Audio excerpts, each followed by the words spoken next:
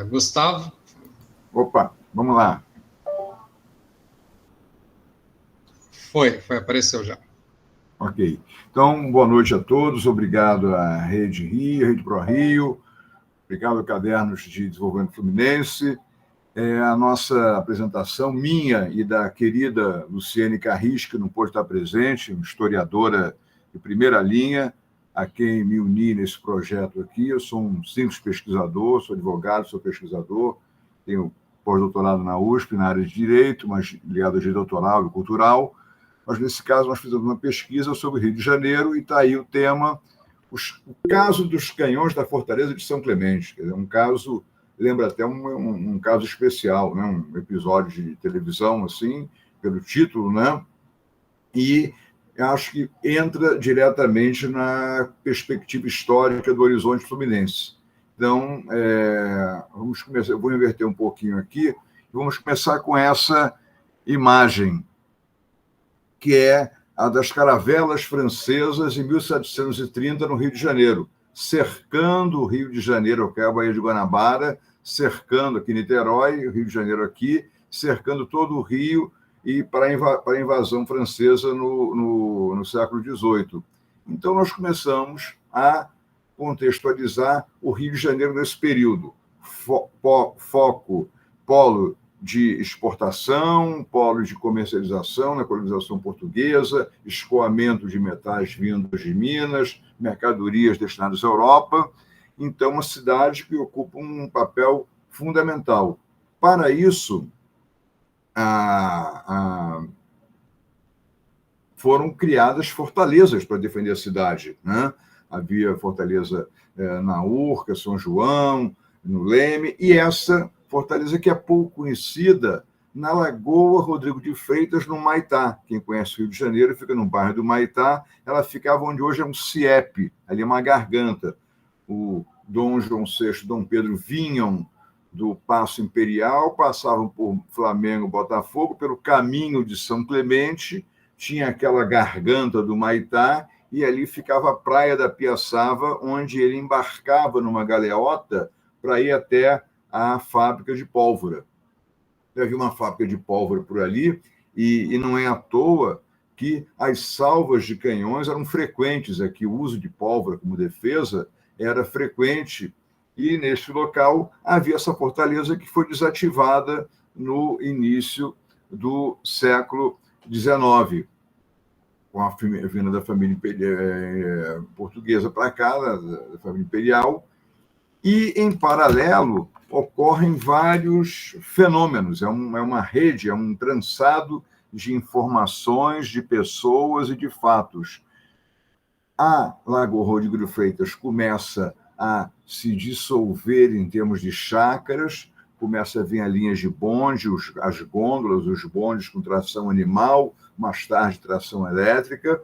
A Fortaleza de São Clemente deixa de ter sua utilidade por conta do desenvolvimento da fábrica de pólvora, que vai mais lá para o Jardim Botânico atualmente, né?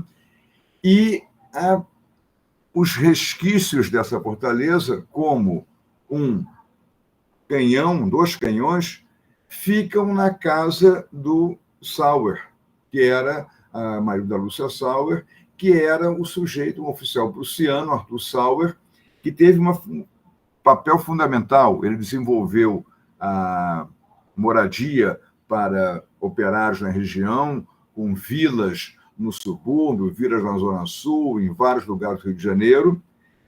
A casa dele era um referencial de fronteira, de divisão do Maitá com a Lagoa, era a primeira casa da Lagoa. Aliás, eu moro do lado do local onde ficava a casa dele. Fico muito orgulhoso, muito honrado de estar nesse local. Então, se entrelaçam o papel defensivo, o papel histórico, e mais, Arthur Sauer fazia parte do grupo Lemert, do grupo do Guia Lemert, que era um almanaque histórico da época, né? É um almanaque que difundia a cultura do Rio de Janeiro. Então, o Sauer tinha papel de atuar na área de saneamento, tinha essa família, a Chácara da Fortaleza, uma chácara que era um ponto de encontro de intelectuais, de pessoas, do cenário urbano, era a primeira casa ali uma mansão que ficava no entroncamento do Humaitá com o Jardim Botânico e Lagoa, e essas vilas todas que o Sauer construiu, documentada, Rui Barbosa, Maxwell, Senador Soares e tal, que vão percorrendo todo o Jardim Botânico e o subúrbio, ocupando junto com as tecelagens dele, tecelagem Corcovado, Carioca, as fábricas por ali. Então, vista a Lagoa Rodrigo de Freitas de cima, aqui nós estamos onde hoje é a Igreja Santa Margarida Maria, aqui a saída do Rebouças, a Vila Sauer ficava aqui, era essa aqui. Eu moro por aqui, hoje em dia, a lagoa aqui já foi aterrada, em 1924. Antes ela só tinha uma projeção de terra, que é onde já está hoje o Solar Monjope. Era a Chácara da Bica, lugar que fornecia leite, galinha para os moradores da região. Depois virou Solar Monjope, foi desmontado, uma parte dele está lá no Instituto Brenan. Aqui, Pela da Gávea, Morro dos Irmãos, aqui a Gávea, a continuação da Lagoa, e para cá, Praia do Leblon. Então, tem aqui, em todos os mapas, a referencial com a mansão Sauer aqui, a Chácara da Bica, que era um cais projetado, que depois foi aterrado. Então, nas plantas da época, e muitas delas feitas pelo grupo Lembert, do qual o Sauer participou, havia essa casa que tinha essa Chácara da Fortaleza, esse nome Chácara da Fortaleza, Chácara dos Canhões, só que o Ministério do Exército, outra história, quis se desfazer dos canhões e vendeu como ferro velho para um sujeito chamado José Balcells. Ele era comprador de ferro velho e depois veio a ser precursor da indústria do cinema, com vários cinemas competindo com a família Serrador no início. Então, o Ministério do Exército, o Ministério da Guerra na época, pediu os canhões de volta, o Cessório foi intimada a devolvê-lo, mas ela argumentava que pertencia à sua propriedade, e houve um litígio que durou 70 anos. Chegou ao seu último processo do TFR, do Tribunal Federal de Recursos, em 69, e não chegou a haver uma conclusão final desse processo. Mas era uma briga pela preservação de um símbolo histórico de um canhão, e acabou que esse canhão foi removido para o Museu da Marinha e acabou, hoje em dia, se localizando no pátio dos canhões do Museu Histórico Nacional.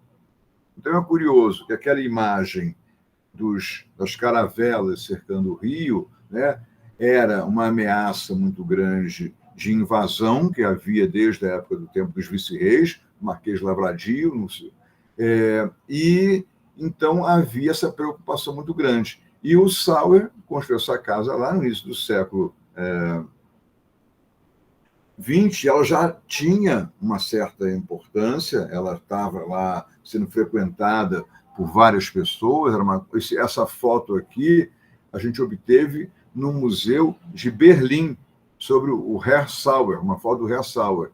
Então, corre em paralelo a trama para a devolução do canhão, a construção das vilas de operários no Jardim Botânico, e a Luciene Carris tem um livro muito bom sobre as vilas operárias do Jardim Botânico, recomendo com muita ênfase que sejam pesquisados, e várias notícias vão surgindo que nós pesquisamos na hemeroteca sobre essa litígio, devolução dos canhões, construção da vila, atuação da divisão e da transformação do bairro da Lagoa, das chácaras em moradias, com aterros, com novas ruas, com a frequência dos bondes.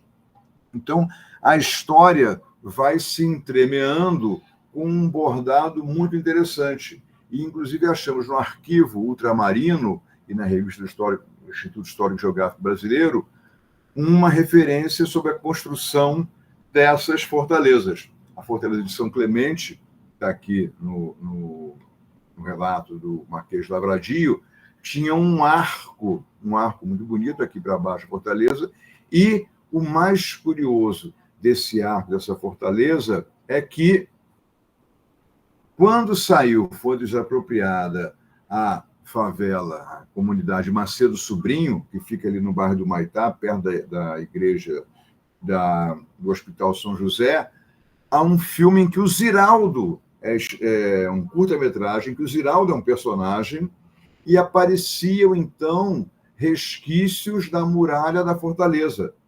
Só que, criminosamente, com a construção do CIEP Agostinho Neto, se não me engano, foram soterradas essas memórias, esses resquícios da fortaleza de São Clemente, que existia no Morro da Saudade.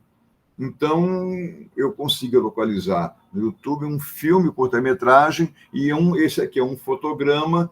Quem for lá, subindo a Macedo Sobrinho, se esgueirando, olhando para uma fresta, ainda consegue ver algum resquício dessa muralha por ali, que sobre ela não há preservação, não há sinal, não há indicação histórica, não há indicação, referência geográfica no local, é uma falta que faz.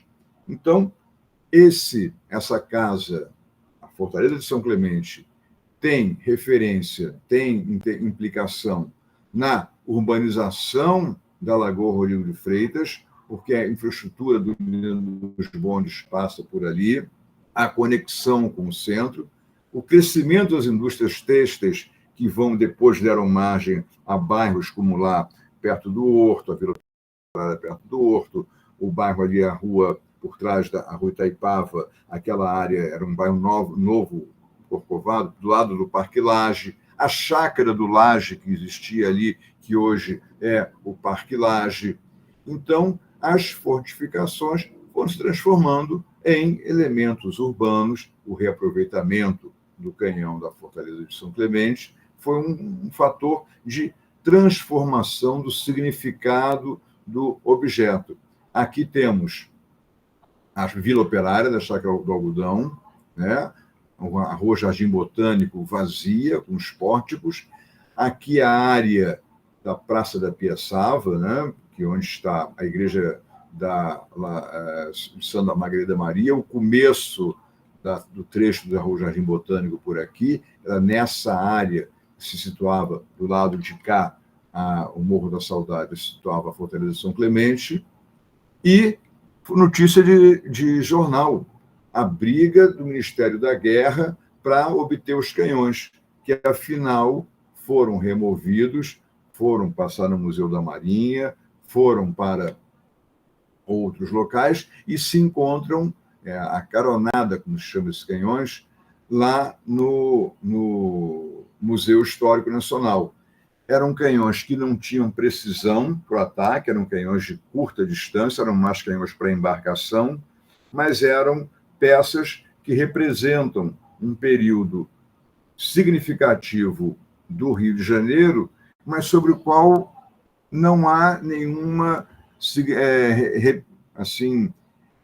representação mais forte. É uma gravura, nós conseguimos pegar num lugar isoladamente, um mapa em outro lugar, a muito custo, mas tem um significado enorme, quer dizer, que o bairro hoje da Lagoa, o bairro do Maitá, que infelizmente agora perdeu esse referencial histórico por conta da construção do CIEP, ele deixa de ter uma memória que acho que esse artigo nosso aqui contribui para lembrança, para o registro histórico de uma etapa, de um momento, de um local que tem uma grande significação para o Rio de Janeiro, que é a construção dessa fortaleza que até então praticamente era ignorada por conta da falta de registros. Então, nós conseguimos agrupar, Luciene Carris e eu, esses